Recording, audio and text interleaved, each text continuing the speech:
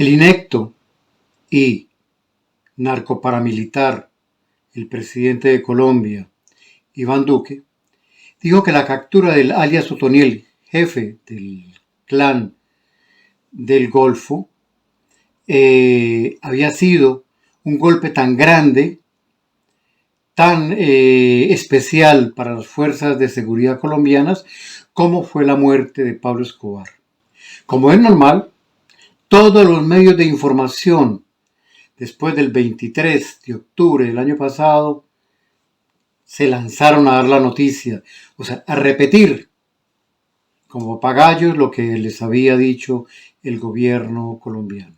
Y esto es un trabajo juicioso de recolección de información en términos de tener personas que aportan información dentro de la organización. Literalmente caímos encima de donde estaba este bandido, estaba ahí en unas chozas. Lo que sí llamó casi de inmediato la atención a ciertos observadores, no a la gran prensa, es que ¿por qué este tal Otoniel estaba tan tranquilo durante la captura? ¿Por qué los militares se tomaban fotos con él y él estaba tan tranquilo como si fuera parte del grupo, no? Fue un amigo que se entregó a sus amigos.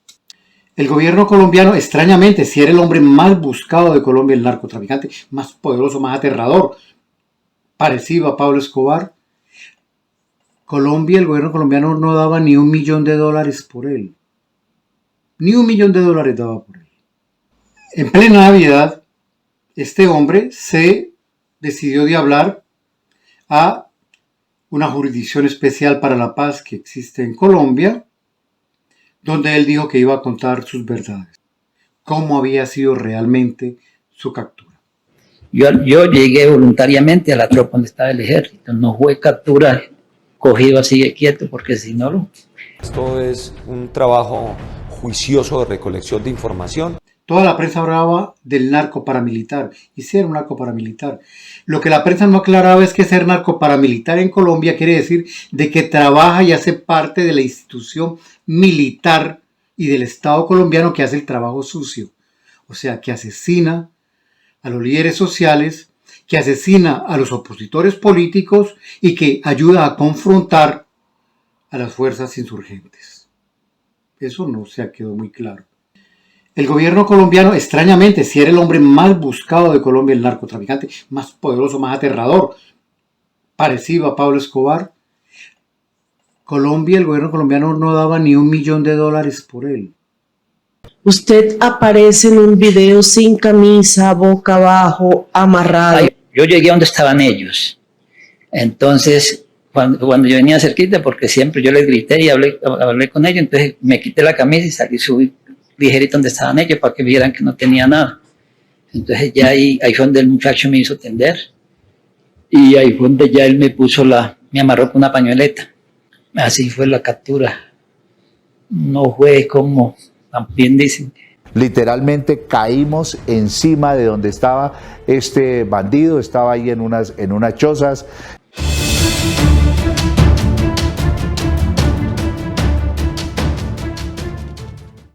En enero del 2019, el mundo fue sorprendido. Digo el mundo porque la gran prensa distribuyó la noticia como si hubiera sido algo determinante para el futuro de la humanidad, que un tal Juan Guaidó en Venezuela se había declarado presidente de ese país. O sea que entraba a disputarle el título de presidente al presidente oficial de ese país que se lo había ganado en elecciones. Por ser presidente de la Asamblea Nacional, se había autoproclamado presidente de Venezuela. ¡Juro! Como el presidente encargado de Venezuela. Inmediatamente, casi que antes de que este tal Juan Guaidó se declarara presidente de Venezuela, el presidente Trump en Estados Unidos lo reconoció. Y el presidente de Brasil, Bolsonaro, de extrema derecha, también lo reconoció. Después vino el Caín de América, el gobierno de Colombia, a reconocerlo.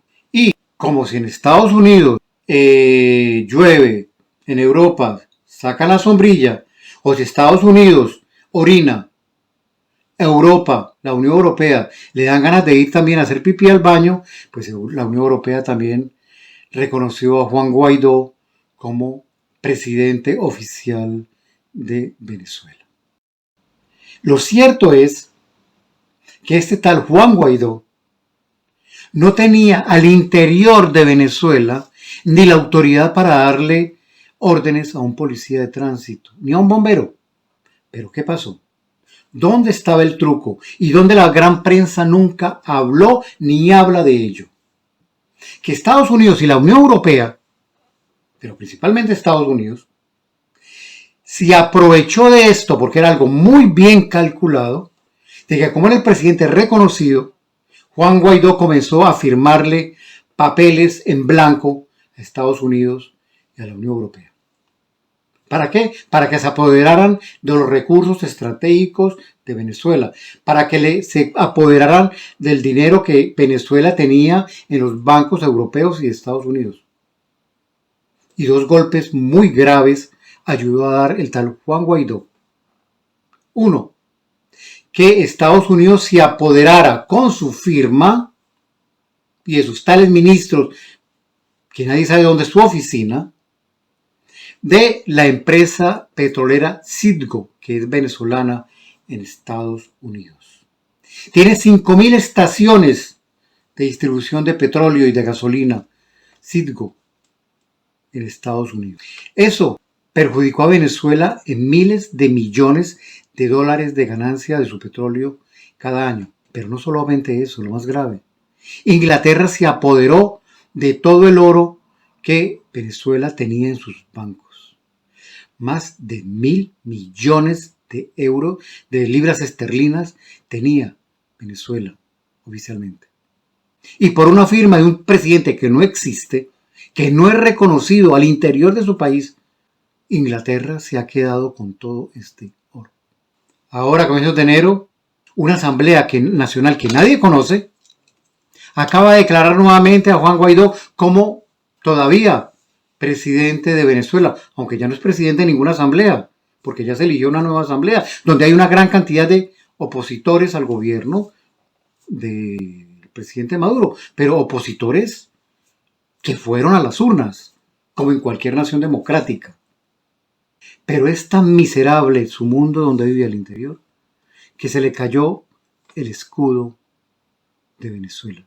Si no fuera por el daño que ha hecho al pueblo venezolano, tan terrible, por lo vendepatria que es, habría que reírse.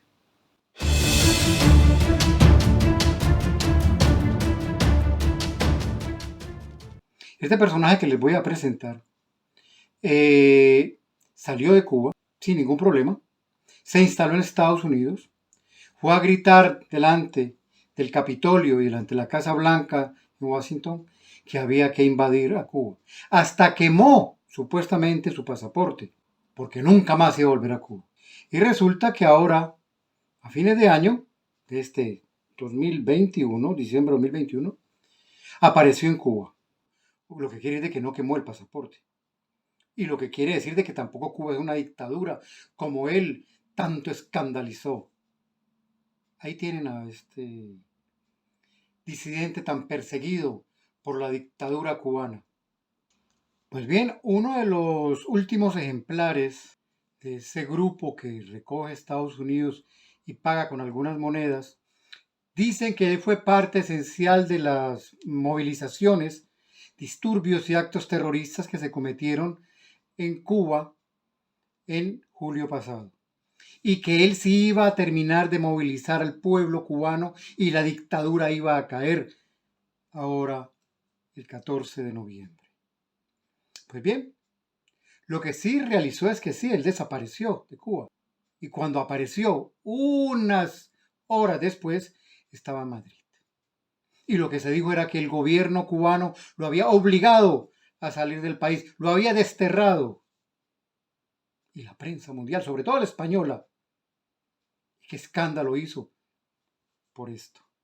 Su héroe, que no le dio resultado, porque el pueblo cubano no lo siguió, porque el pueblo cubano no salió a la calle el 14 de noviembre, ni antes ni después, a Junior García decir que no fue expulsado de la isla. Ya cuando él dijo que iba a marchar solo el 14, ya él estaba tramitando la visa. Según Junior. Y parece que la moda ahora de esta disidencia cubana para la campaña publicitaria internacional es que el gobierno cubano los está expulsando, los está botando de Cuba y ellos pobrecitos se tienen que ir. Yo les quiero decir una cosa, yo he sido expulsado de 2 países por mis compromisos políticos y a uno la seguridad de ese país lo lleva hasta el asiento del avión y no se van de la puerta del avión hasta que la puerta la cierran y el avión comienza a despegar. Y les voy a poner el ejemplo de 2 jóvenes que estaban en la cárcel por atentar contra la seguridad de Cuba. Y miren ustedes con sus propios ojos cómo fue esa tal expulsión. Fui sacado a la prisión combinada del Este con destino al aeropuerto. A mí también la seguridad del Estado me llevó hacia el Aeropuerto Internacional José Martí. Héctor, cuando se fueron a montar en el avión, ¿a ustedes los acompañaron hasta la puerta del avión? A nosotros nos dejaron en la puerta de inmigración. Ellos llevaban varios días libres, al punto que pudieron hacer todos los trámites de visa. La seguridad no los llevó ni al aeropuerto, ni mucho menos los llevó ante la puerta de migración. Apenas salieron y llegaron donde tenían que llegar, comenzó el show que la prensa, con todo placer morboso, recuperó. Habían sido expulsados de la Cuba comunista, de la dictadura comunista.